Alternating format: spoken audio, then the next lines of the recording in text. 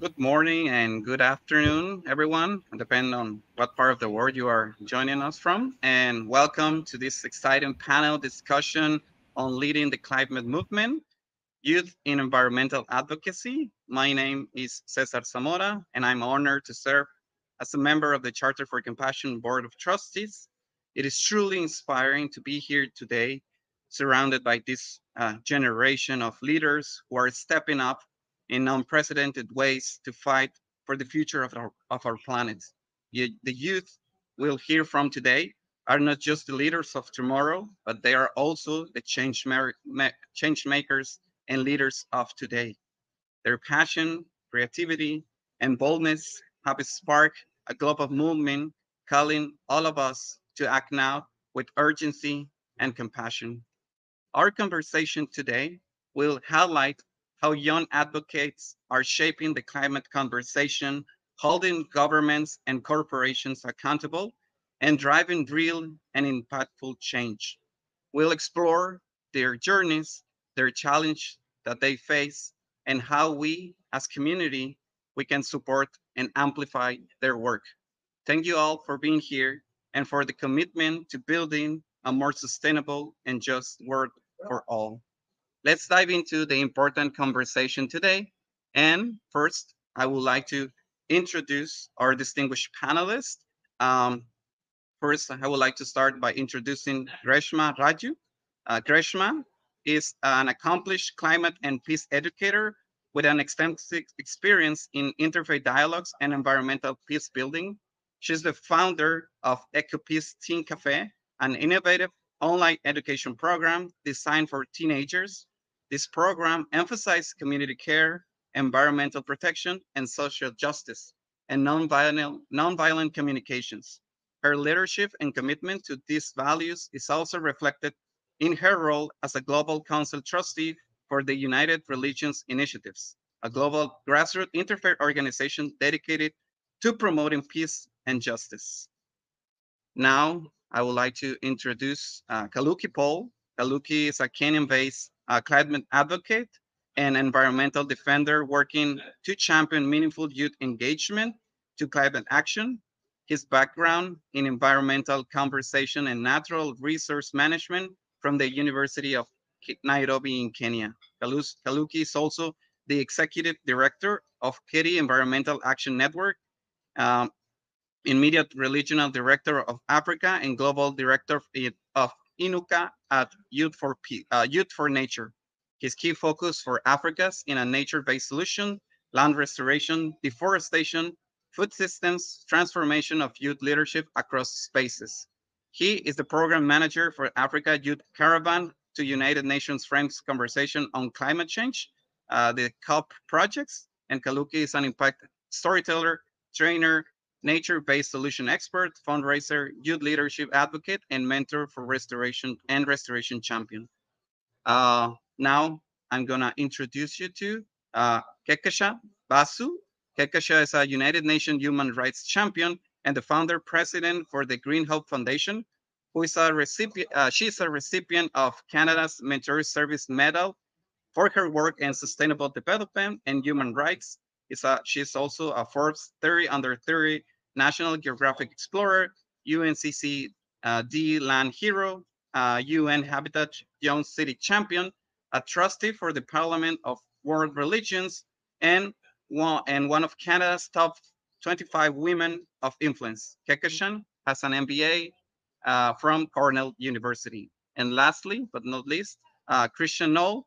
Christian, it is currently serves as a project officer for the London School of Economics, Faith Center for Global Relations Pluralities Research Units, where he focuses on the intersection of faith and environmental policies. Since May 2024, he has all he also chaired the United Nations Environmental Programming Faith on Earth Youth Council.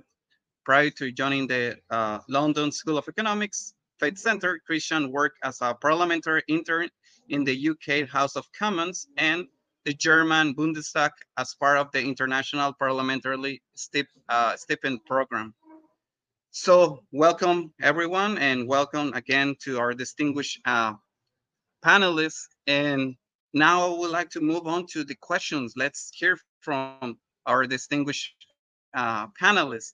They have really extensive resumes, and I invite you to check them out and follow them on their social handles. And I would like to explain the how we're gonna cover all the questions. I will address each question directly to each of our panelists. You can respond, and then the other panelists can also share their perspectives of the same questions. So why don't we start with the first questions about hearing your own personal stories joining the climate movement. And the climate crisis is often described as the defining issue of our time. But what exactly has sparked our passion and our commitment to take action? We all have stories to share that ignites and drives our motivation for change. So why don't we start exactly by that? In this panel, by hearing from each of you, I would like to address this first question to Greshma. What exactly it was the turning point for you that inspired you to join and lead this environmental movement? Thanks, Cesar, and thanks for this question. And I also would like to thank Chatter for Compassion for this amazing opportunity to come together and share our voice. So, coming to your question about my inspiration. So, my inspiration is my homeland. I'm from Kerala. It's a South Indian state, and we normally call it as God's own country. We have like it's because of the beauty of nature, and we are really like embracing that beauty.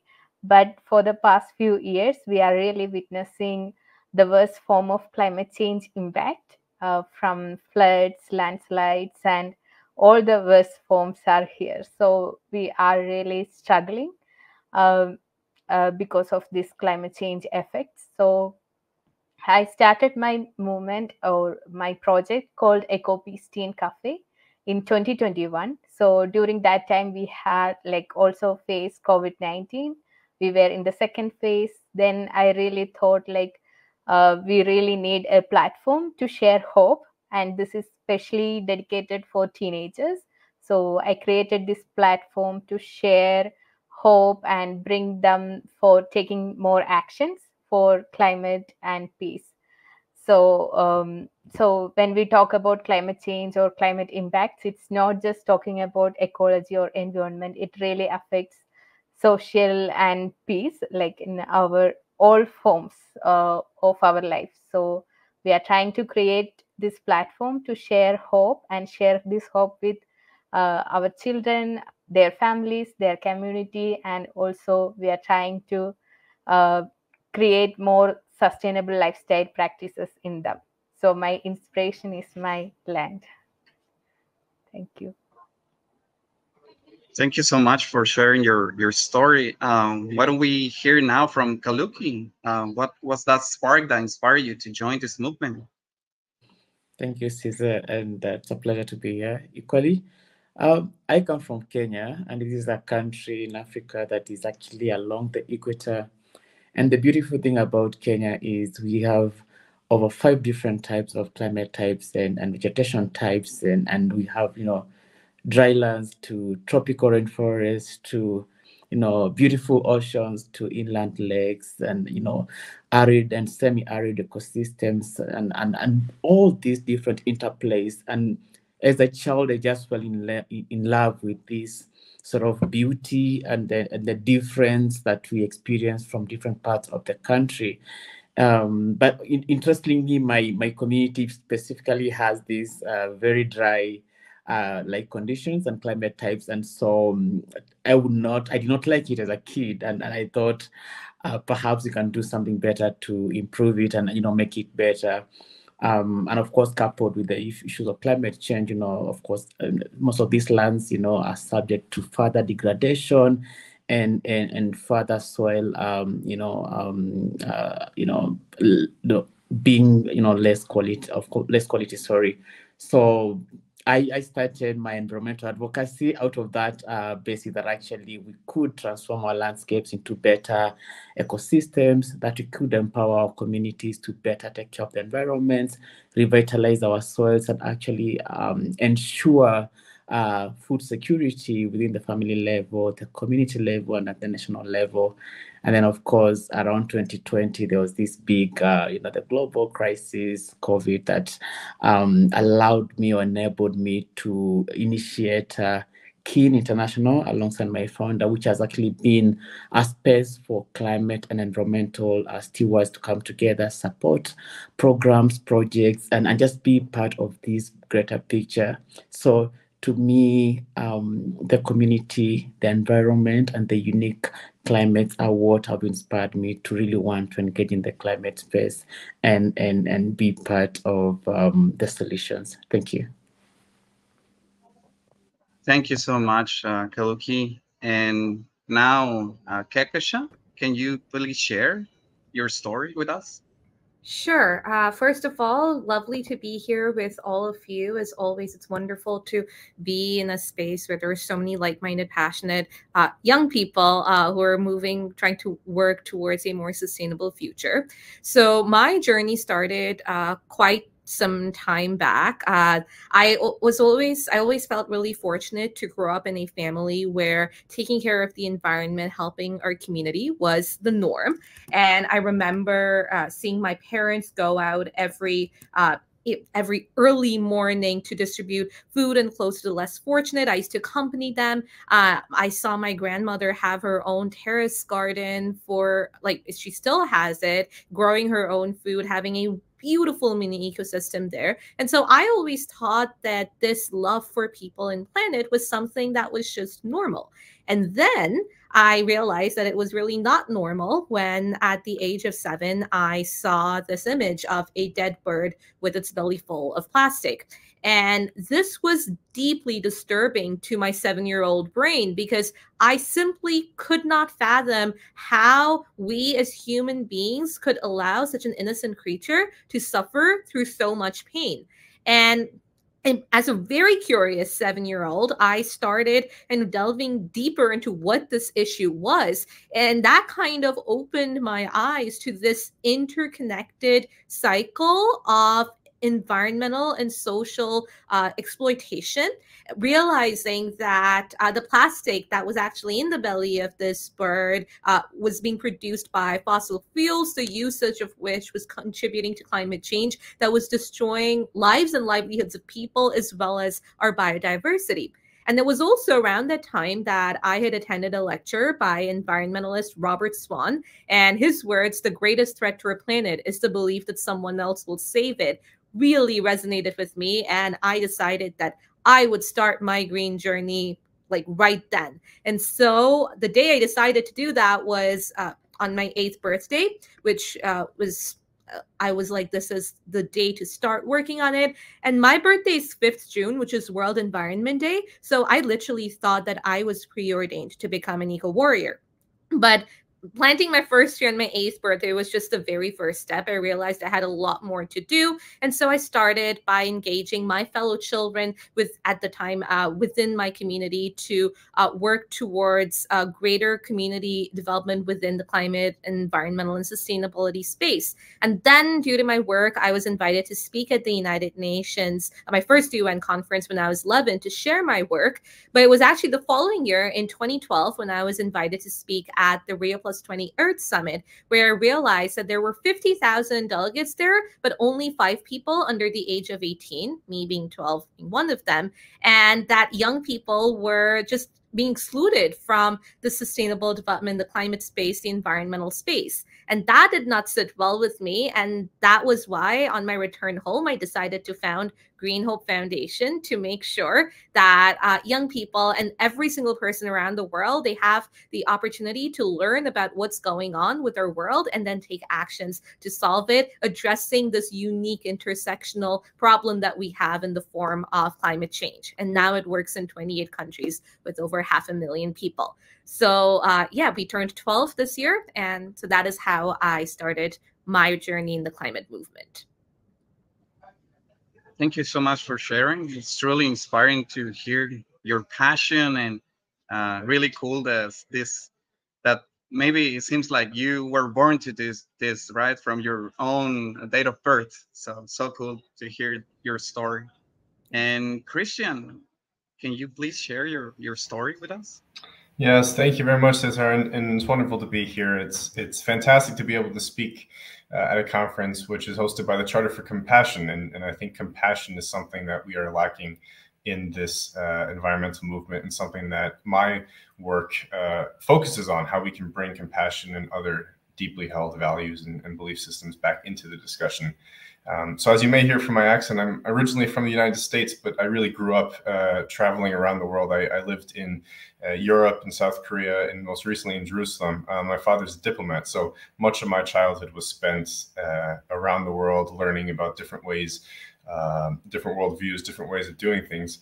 And so when I joined the London School of Economics to do my master's in 2022, it became quite clear that that international experience and that these different ways of thinking about things were all coming together, and they were focusing on one big global issue, which in my field was climate, because that is the greatest global challenge that we are all facing as a community that impacts all of us to varying levels and extents.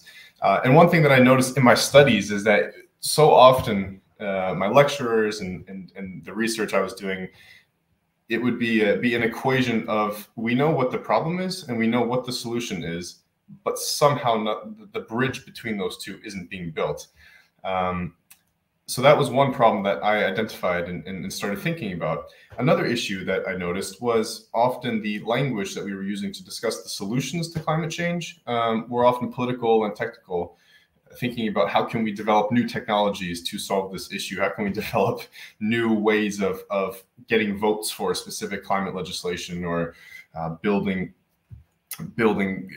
collective groups to lobby governments, when in reality, something was missing there. And that's when I go back to those fundamental values of compassion and stewardship. And so when I joined the Faith Center in 2023, I found it very fascinating, the work that we've been doing. And we've been doing research on different climate discourses around the world, focusing on the role of faith in inspiring climate action, but then also in shaping the ways people perceive of and respond to the consequences of climate change. And so my journey has been a gradual one. It has been a long one, evolving to where I am now. But in my current capacities, we work to essentially bridge the gap between climate problems and climate solutions, but then also institutions such as ours in LSE, based in London, where there's a very political focus on the solutions to climate change and the realities of how individuals and communities across the globe are experiencing the consequences of climate change, and trying to help bring people together and develop a common language which speaks to the fundamental values that inspire people to take action and in the ways that they interpret the world around them. Thank you so much, Christian, for sharing, and thank you all for sharing your inspiring and such diverse stories. And I believe you, Christian, already covered a little bit about this second question I have for you all, and it is precisely that. Yeah, we have the passion, we have the commitment for environmental activism, but to actual progress often runs against deeply rooted barriers and in our political, economical systems. So I was wondering, in your own experience, and I will address this directly back to you, Christian, uh, what are some of the biggest systemic barriers, rather economical, political, social, that you have encountered in your advocacy efforts for environmental justice?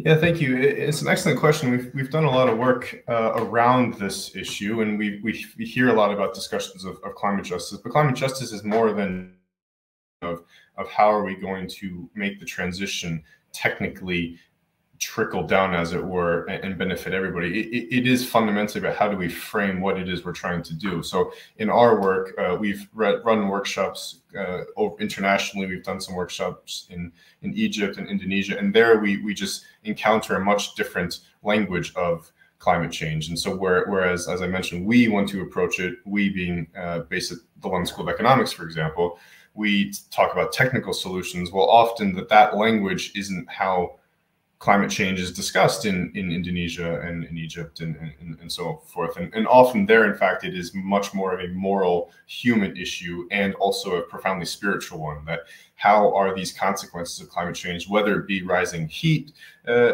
waves and temperatures or rising sea levels, how does that reflect a community's relationship with God, a divine entity, or equally reflects sort of an inherent moral deficit within the global community. And frankly speaking, when LSE academics or massive developmental institutions go into these contexts and try to speak about an issue that is so global in a language that doesn't resonate with those experiences, it undermines trust in global institutions.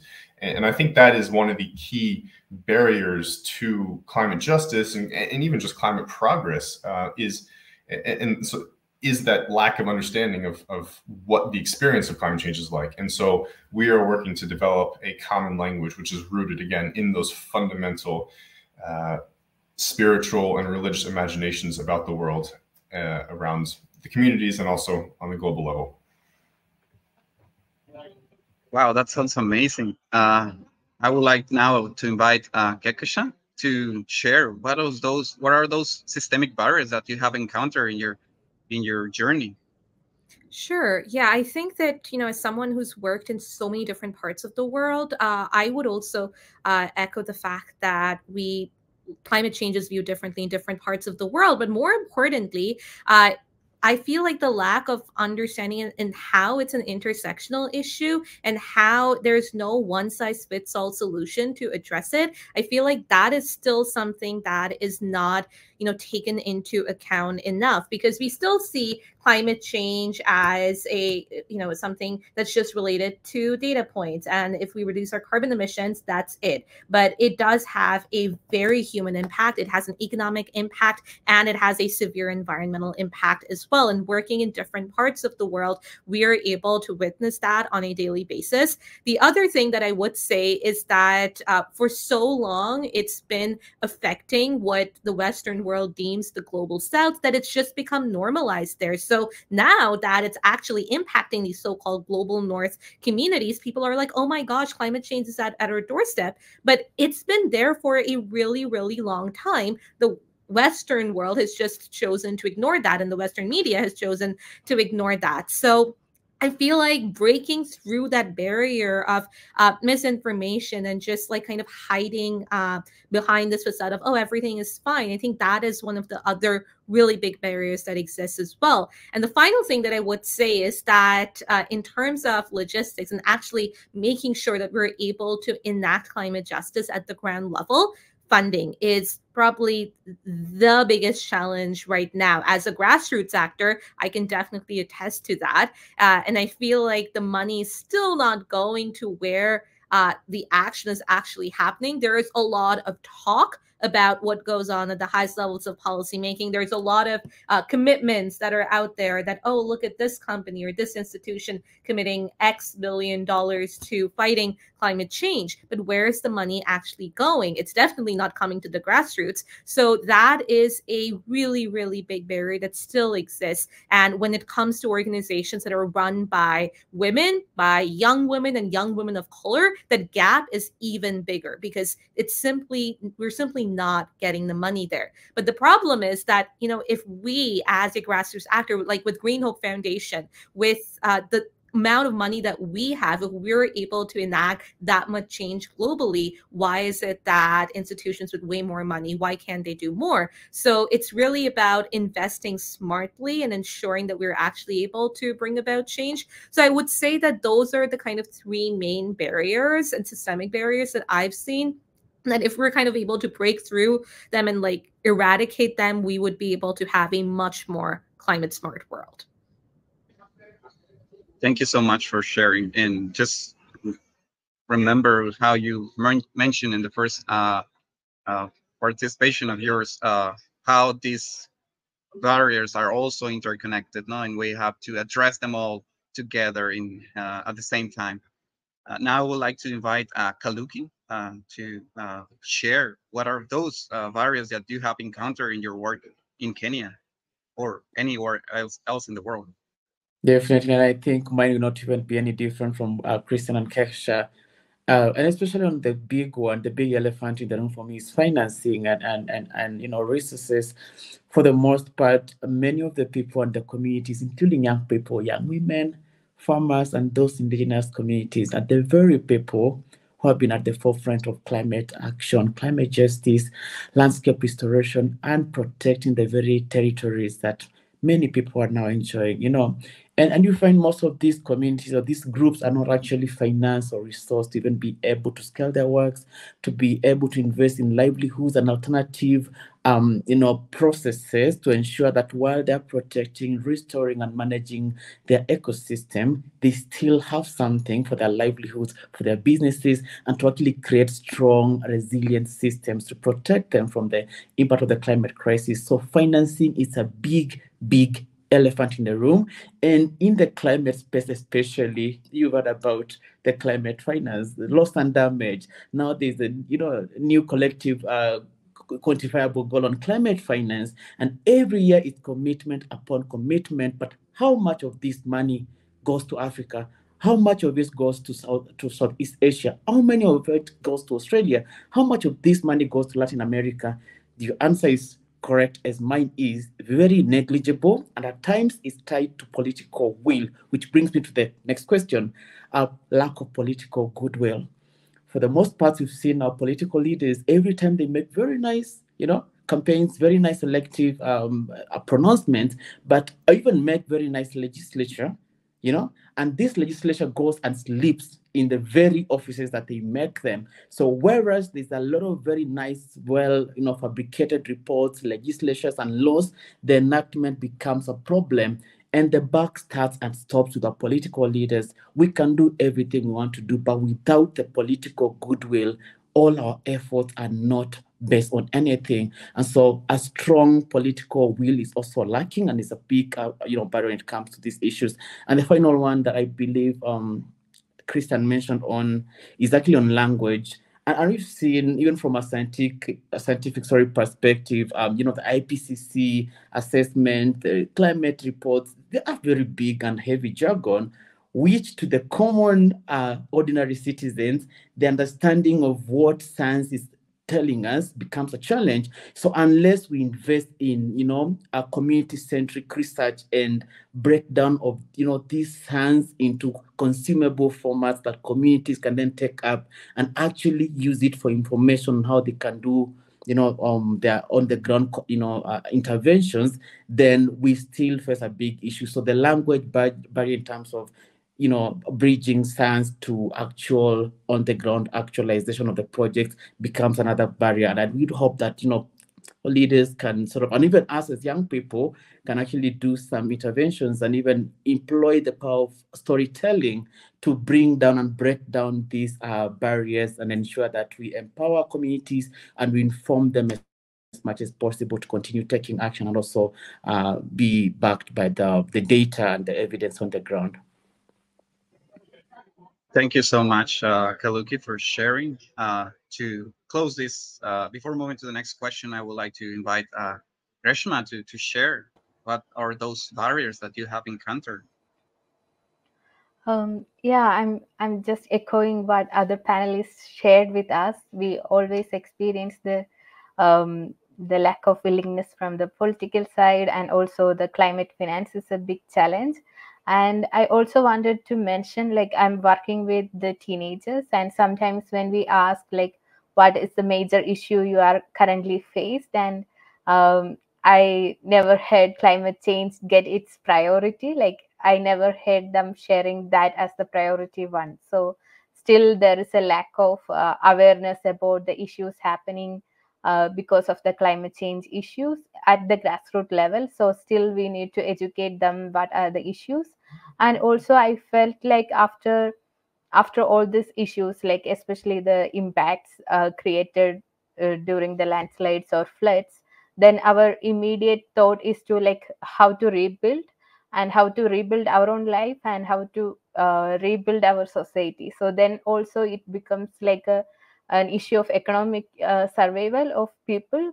Still there is a lack of conversation on climate mitigation or climate adaptation at the grassroots level. So we really need to overcome such issues and finding more uh, real conversation. Like we know, like from locally to globally, there are like lots of conversations are happening, lots of policies are creating, but I think still there is a need of communicating those policies to the grassroots levels, and there is the biggest barrier.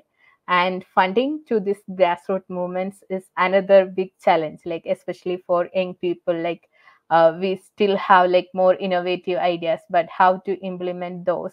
And we are taking our time and volunteering more, and we are still ready to volunteer more and more for our brighter future and giving a safer world for our children and coming generations.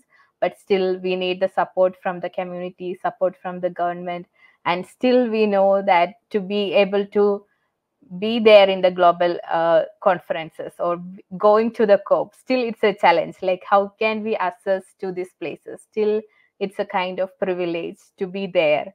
So there is a lot there is a need of doing lots of things to break all these barriers and creating a more safer world for everyone. Like treating equally is also important, like bringing more inclusivity in decision making, and how can we make that possible is also a biggest question. We need to find answer to that. Thanks. Thank you so much, Greshma. And yes, advocacy doesn't come easy. It comes with great challenges, like you already mentioned, the lack of awareness, the lack of political will, the lack of inclusion of young people and women and in decision making, the lack of resources for grassroots movement. So we need a lot of innovation. And I was wondering what kind of innovation, even from the use of new technologies, the creative communication, indigenous perspective, or strategic alliances. What innovative approaches or strategies have you found most effective in driving climate action and engaging more people in this movement? I would like to address this question to Keksha. Awesome. Yeah, for sure. I'm so glad you asked that, because it's literally the work that we at Green Hope Foundation have been doing for over 12 years now. So the first thing we were like, okay, how do we ensure that we address climate change from our perspective, utilizing an intersectional lens? And so our work addresses these various unique intersectionalities. So for instance, we've built a solar powered academy of hope for women and girls in rural Bangladesh that functions as a school that provides climate resilience education to girls in the mornings, and then it becomes a sewing school for women in the evening. So then they can send their children to school using that money. And this is in a climate vulnerable area. So we're addressing these unique intersections. We see that in a lot of the communities we work in, like in India and Liberia and Bangladesh, the women who are tasked with cooking, they use methods of cooking where the smoke comes into their lungs. So they inhale the smoke that is affecting their respiratory health. And so they're dying of lung diseases. And it's also contributing to greenhouse gas emissions. And so by distributing and training them to use solar, electric, and eco cookers, we're making sure that we're able to not only protect the women's health in the climate vulnerable communities, but also reduce greenhouse gas emissions. A lot of you mentioned COVID. We were seeing how the education system was also affected by COVID and made worse in climate change affected communities. And so we put forward our solar powered mobile libraries that are still taking books to the doorstep of thousands of out of school children, specifically girls in climate vulnerable communities across countries in Asia and Africa. We make sure that farmers who are impacted by climate change, we utilize agrivoltaics using solar power to drive sustainable agriculture. This is in Bangladesh and India, working to make sure that we're able to increase their crop yield and also make sure that they're able to bring home enough food to their families and sell enough to have a stable source of income in the face of climate change. And we not only do that in rural communities, but also in urban ecosystems here in my home country in Canada. In our farm, we use solar-powered irrigation to grow organic vegetables, and then we distribute that to the food banks in the region to solve food insecurity. We see how climate change causes water insecurity in several communities globally. So we've built solar water farms in Cambodia, in Kiribati, to make sure that indigenous communities there have access to clean drinking water, water that is getting more polluted and more scarce due to climate change. And finally, we work to address this creation of safe spaces for specifically women and girls in climate change affected communities, because there is a severe mental toll that comes with trying to always stay safe and always protect yourself, not even being able to go out in the evenings due to the lack of the simple light. And so our solar powered streetlights in Cambodia and Liberia in Bangladesh make sure that women and girls have safe spaces to go out in the evenings. And this is part of our community solar development that we use to make sure that communities globally have access to electricity, to water, to food in the face of climate change, including making sure that they also have access to education, utilizing our solar-powered computer labs for STEM and STEAM education for at-risk youth, making sure that they are not a lost generation due to climate change, and that they actually have a future and have the ability to become fully functioning, empathetic adults who know what to do to address the climate crisis and uplift their communities out of poverty. And when we combine this with, having an annual carbon offset of 4.5 million kilograms of carbon dioxide per year, with planting over 1.2 million trees and over 100,000 mangroves globally, we see that we are actually able to adopt this truly intersectional approach that not only recognizes climate change as a global issue, but also recognizes that it has very unique impacts at the ground level. And it's important for the solutions to also utilize this innovation in intersectionality to make sure that we're truly leaving no one behind in this climate crisis. Thank you so much for sharing so much amazing work and innovations that you're doing right now through your organizations. Now I would like to hear from Kaluki. Can you please share what kind of innovations or strategies have been the most useful for you? Thank you. Definitely. I'm an impact storyteller, and I believe in the power of storytelling. People have always passed down this across generations, and that's why we're even here today, to share stories and be part of shaping the narrative that will actually inform better history for those who will come after us. And one of the things I've done to take advantage of storytelling is actually running the Africa Youth Caravan to COPs with Kin International. So ideally, I think it's Kekisha and Grishma also mentioned the issue of the lack of representation of youth and women and majorities across the world, and so for us to recognize that dire need to actually bring African youth and bring them to highest decision-making levels within both the biodiversity and climate spaces. So since 2022, we've actually been fundraising and allocating resources to bring about youth innovators from across Africa or implementing solutions across organic farming, regenerative agriculture, technology, and just energy transitions, and actually getting them the space at COP to be able to share with all leaders, to share with their peers, to share with media who can then amplify these stories. And so to date, we've actually seen how giving such youth and such communities the opportunity to travel across the world and bring these solutions, tell it authentically as it is, how it transforms them and actually empowers them to do more on scale, creating opportunities back at home. The second program we've been running is called Bustani Gardens. Bustani is a Swahili word that means gardening, actually. So it's like gardening. And ideally, we target primary and high school kids across Kenya. And the whole point is there's a lot of idle land that is actually in these schools, and a lot of it is not being used.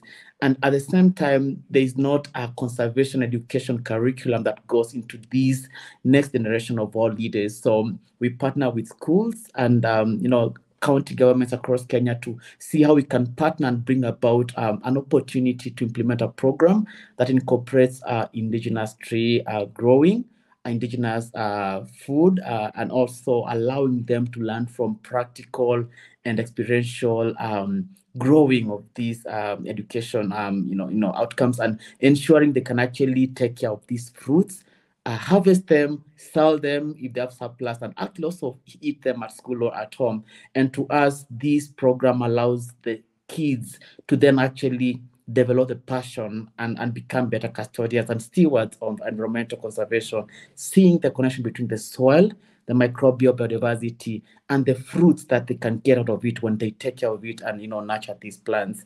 The last programs we've been actually we just launched it the other day. It's called Art Now Media, and Art Now Media has been as a result of there's a lot happening on the ground, but most of it never gets to mainstream media. So Art Now Media was actually launched sometimes last month to create a space for literally anyone across the world to share their impact stories on what they're doing with their communities, the solutions are deriving at home, and then how this looks like for anyone across the world who want to do any kind of impact work on the ground. So again, I'll also invite all viewers to just look us up at Atnow Media and just reach out to us. We're happy to reach out and support you, amplify the work that you're doing. Finally, and very finally, is actually on the issue of funding.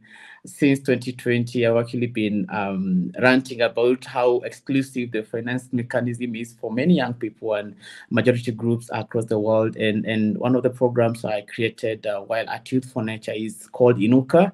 And Inuka is a youth-led nature-based solutions accelerator program that finances young people who are doing landscape restoration at the grassroots level, trains them around nature-based solutions and other landscape restoration approaches, and actually give them paired mentorship and micro grants to allow them to plan for the ecosystems, plan for their communities, and actually plan for themselves, that if we take care of the environment without having alternative livelihoods, we'll also be taking some steps backwards. So Inuka Africa is actually a technology and innovation that actually come in to push funders to trust young people more and give them resources that they need to scale already the work that they're doing on the ground, and being able to be empowered leaders who can take action against the climate crisis and of course on the ecological breakdown. So those are some of the things that we've been able to do to date.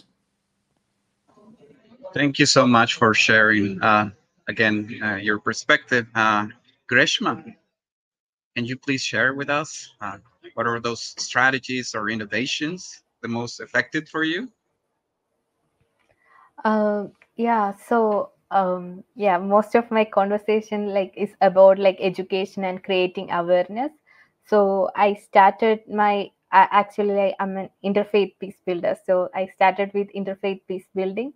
So the question around me is always what you are doing. So I always felt there is a huge gap between my community and what I'm doing. Many of them really don't know who is a peace builder and what he or she is doing, and what is what it looks like to be an environmental peace builder. And talking about faith and faith and climate action. So this year I tried to bridge that gap, and I tried to overcome that barrier, and I started an initiative called Eco Peace Garden at my home. And I started inviting my community members to come together and have conversation, have a coffee. So I'm the founder of Eco Peace Teen Cafe, so bring a coffee and have a dialogue. So I invited all generation, not just teenagers, but I invited grandmothers, parents, and grandfathers to my home, and we had a conversation on environment and climate change issues in our community. So then we also screened a documentary on climate change and the issue arise due to the floods in our own community. So we took that time and share our work each other, and I shared them what I have been doing for the last few years, and then I also talk about why it is important to talk about it, and why and how the conflicts or climate change issues impact our life. If when something happened in other parts of the world, we may say it's somewhere else, but it's also affecting us in our daily lives. So I was trying to have that conversation, and it really helped. And now my community is showing more curiosity to know like what I am doing and what's the next. So Eco Peace Garden is like one such example, like how we include our communities in our actions. So to the peace builders who are there, and to the environmental peace builders or people who are working in interfaith, I just want to share that go out and have the conversation with your own community, like have a conversation with neighbors and tell them why it is essential to do the actions right now. And it not there is no need to do a big actions, and even it's a talk, like if it's a conversation and having coffee that can change the world. So have that conversation at least with one of your friends. That can create a big impact in the society, big impact in the world. And yeah, Eco Peace Garden and Eco Peace Climate Diary. So we encourage people to write their reflections and share it with us. We call it as Eco Peace Climate Diary. So let's document our climate stories. Let's write the reflections. Let's share the drawings. So with the world. So the pain and the pain created by the climate issues is real, and we are experiencing different kind of climate challenges, but the pain is real and pain is similar. So let's share the stories of your climate challenge and share it with the world, and let's come together. So this is what I'm trying to say it through the initiatives like Climate Diary or Climate Eco Peace Teen Cafe or Eco Peace Garden. And also I'm currently working on developing a program for people in regional language to understand what climate issues are and how it create impacts in regional languages, and using the most easiest digital platforms. It's something very similar to what Christian said, like creating languages which people can easily understand.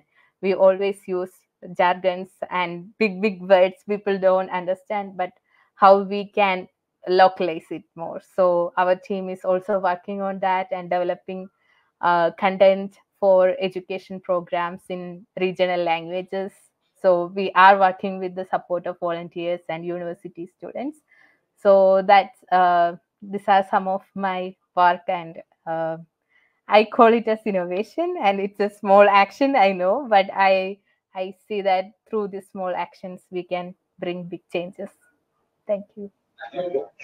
Oh, thank you. Such an amazing advice. And we're running short on time, but I would like to invite a Christian.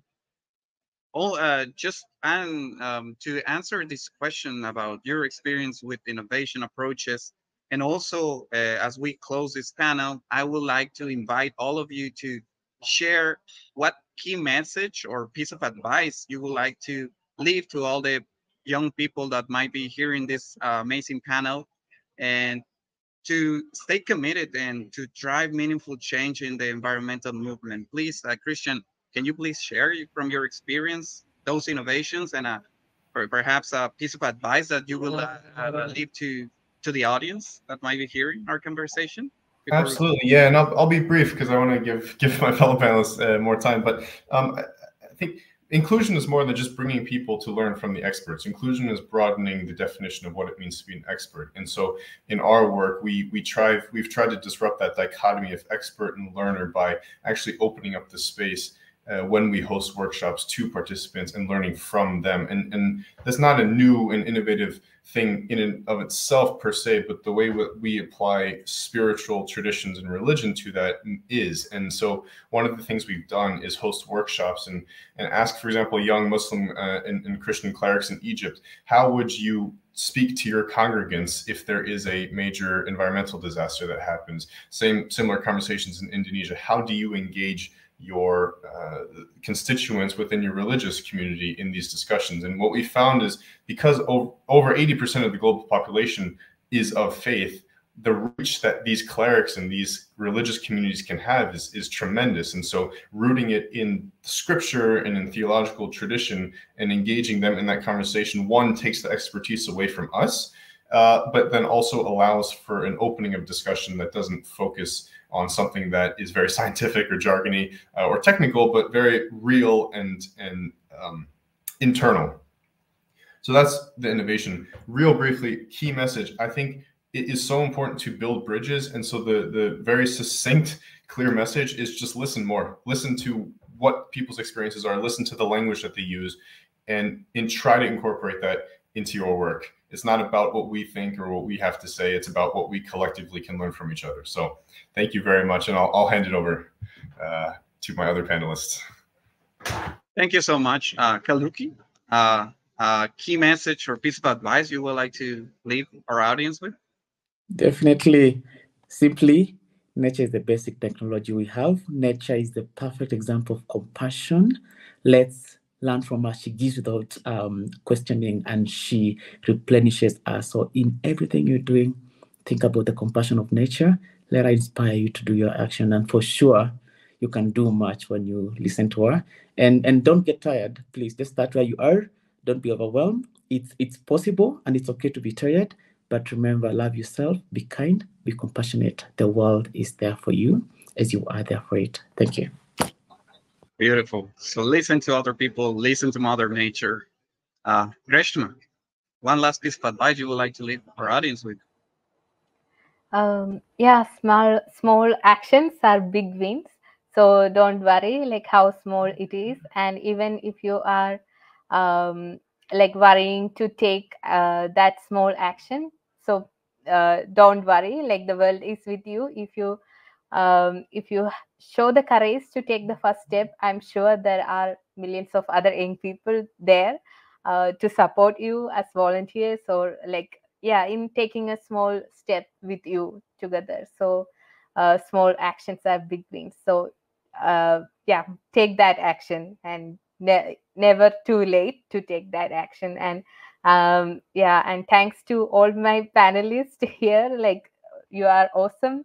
And yeah, take care of our Mother Earth.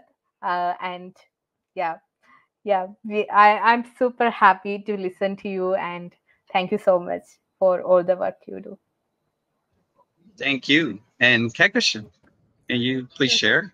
Sure. I would like to reiterate that just talking about the solution or just making commitments is not enough anymore. We need action. Just standing in front of, say, the Amazon with an SDG is not going to help. We need to be able to convert what we're talking about into ground level action. So go out there and act. Our world, our present and our future, they need you now more than ever before, and ensure that you're actually able to move forward with that action that's rooted in empathy and compassion, so that you can truly create a world where no one is left behind and where everyone has a life of dignity. Thank you. Thank you so much to our wonderful panelists. This was an incredible conversation we had today. And I want to just remind all the participants that you can stay here in the waiting room. We're going to have a 10-minute break, well, 7-minute break before we start our workshop. So thanks again to our amazing panelists. And if I want to encourage to all of you who are in a position of leadership, influence, or just a simply concerned citizen to reflect on how can you support the climate movement in solidarity, and to just create this path to a more sustainable future, and all of us working together, guided with compassion, innovation, and this unshakable belief in the possibility of change. So thank you again, and we see again, hopefully to see you again in the future. Thank you so much.